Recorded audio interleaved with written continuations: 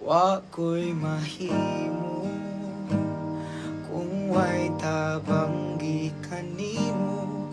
Anaa kanimo ang kahimuan sa tanan.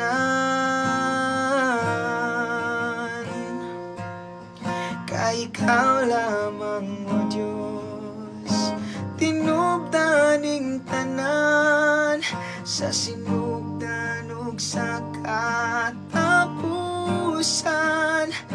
Ang imong ngalan gayud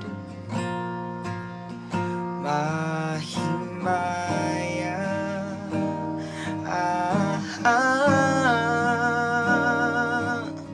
Kay ikaw lamang, O Diyos, tinubdaning tanan sa sinugdan ug sa katapusan.